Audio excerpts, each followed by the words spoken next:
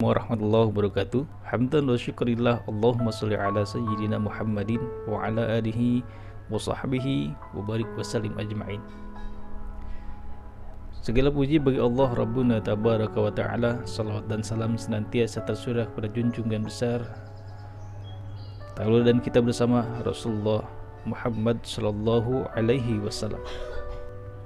Pemirsa Lamping Cermai yang dimuliakan Allah Subhanahu wa taala, alhamdulillah kita kembali bertemu dalam Lamping Cermai channel dalam program informasi yang berkaitan tentang santri dan pondok pesantren.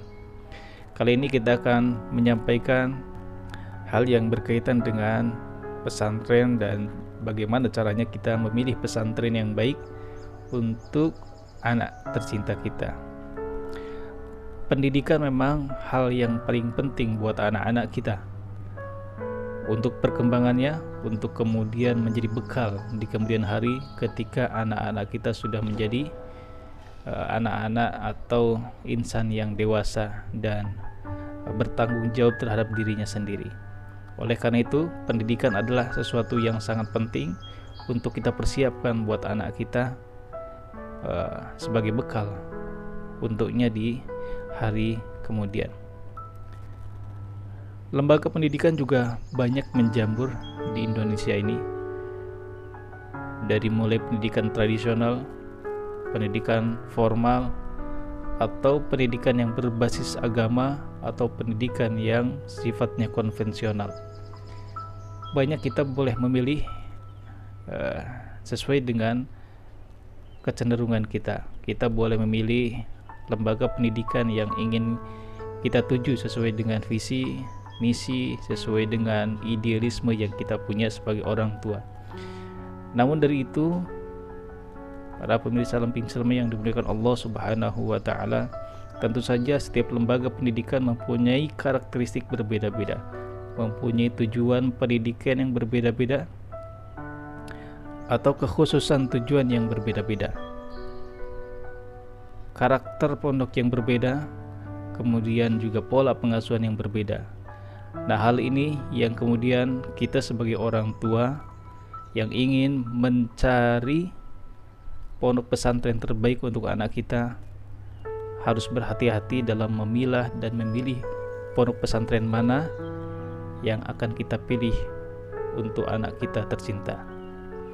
Maka dari itu, apa yang perlu kita lakukan ketika kita kebingungan mencari atau memilih banyak pondok pesantren yang ada di Indonesia ini dengan berbagai karakteristiknya?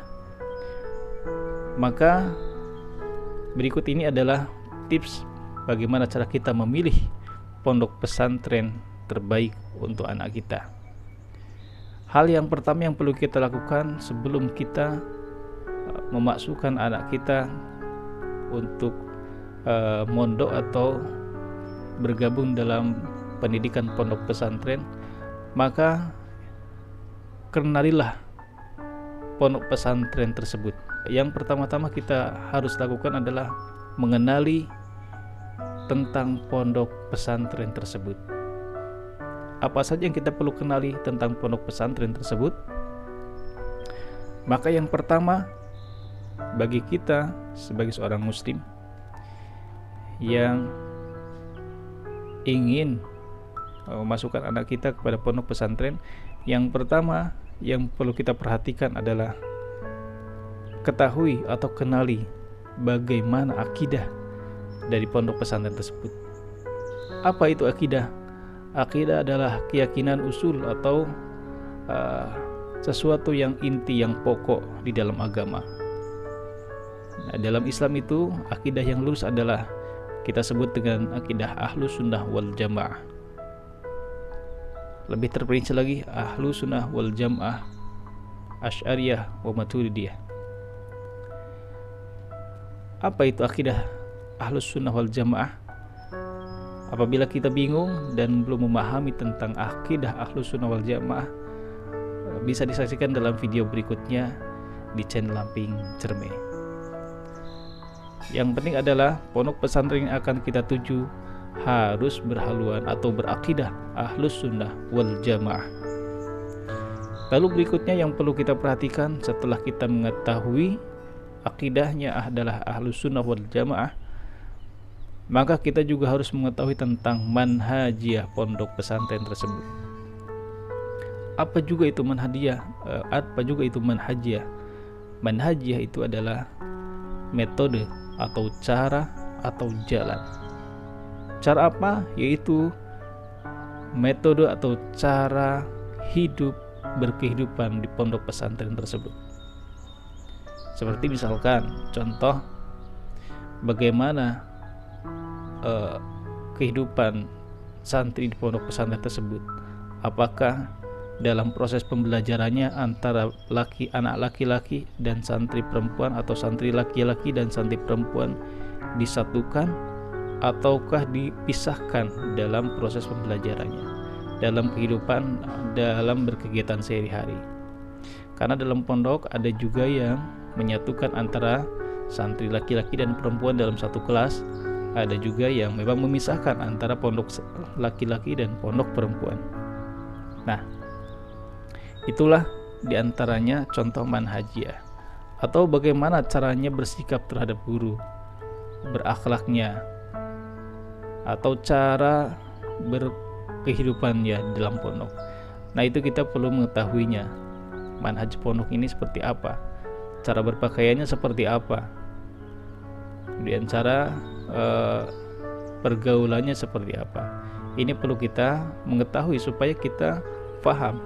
Ketika kita ingin menitipkan anak kita di pondok pesantren, maka kita juga harus paham nanti outputnya anak kita akan menjadi seperti apa dalam berpakaian, dalam berbicara, dalam bersikap, dan dalam menjalani kehidupan sehari-hari. Maka setelah akidah, manhajiyah penting bagi kita untuk mengetahuinya, manhaj pondok. Setelah kita mengetahui tentang akidah dan manhaj, maka berikutnya adalah kenali pimpinan pondok pesantren tersebut. Karena dewasa ini pondok-pondok pesantren ada juga yang didirikan bukan oleh para alim ulama, tetapi pondok pesantren banyak juga yang didirikan oleh beliau-beliau yang punya kelebihan dari harta. Karena ingin berkhidmah kepada agama, berkhidmah kepada umat, maka dengan harta beliaulah kemudian mendirikan pondok-pondok pesantren. Tetapi kemudian yang perlu kita perhatikan adalah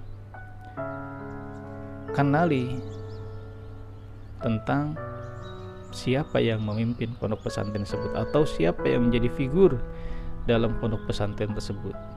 Ada baiknya kita mencari pondok pesantren yang mempunyai figur yang berkarisma dan yang mempunyai track record baik, juga dalam pemahamannya beragama yang baik. Ada baiknya kita memilih pondok pesantren yang mempunyai kiai, yang mempunyai sesepuh di pondok pesantren, atau alim ulama yang ditokohkan di pondok pesantren. Karena itu bisa kita jadikan sebagai tolak ukur dalam kita mengukur pondok pesantren tersebut. Bagaimana cara mengukurnya? Kita bisa bertanya kepada para alim ulama di tempat kita, pada ustadz, pada kiai, tentang pendapat tentang tokoh pesantren tersebut. Ya, jadi kenali pimpinan atau pengasuh pondok pesantren tersebut.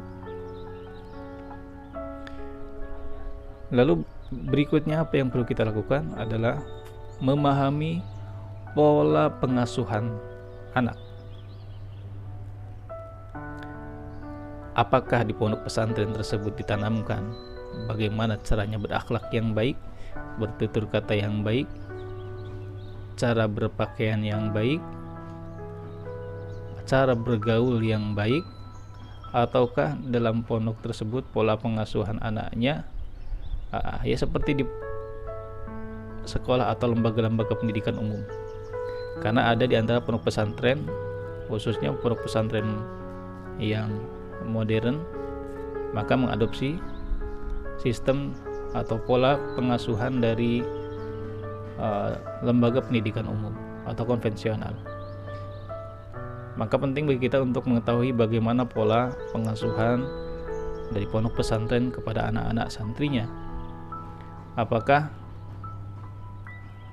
di situ pola pengasuhannya sudah sesuai dengan ajaran-ajaran Nabi Muhammad SAW, ataukah terlalu jauh dari tuntunan dan ajaran Rasulullah SAW?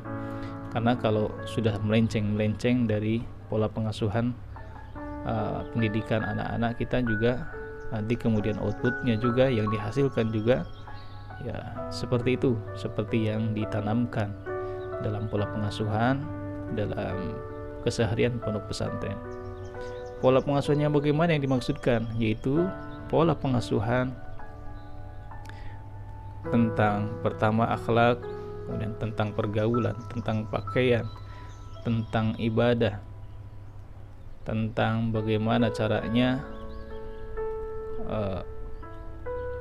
atau tentang rutinitas kegiatan sehari-hari dalam menjalankan kehidupan sehari-hari di pondok pesantren. Dari mana kita bisa mengetahui tentang pola pengasuhan di pondok pesantren tersebut? Maka kita bisa menggali informasi tersebut dari alumni pondok pesantren tersebut, atau dari asatid, ustadz yang ada di pondok pesantren tersebut, atau dari saudara-saudara kita yang sudah menitipkan anaknya di pondok pesantren tersebut. Banyak jalan untuk mengetahui bagaimana caranya kita mengetahui tentang pola pengasuhan dari pondok pesantren tersebut. Yang terakhir adalah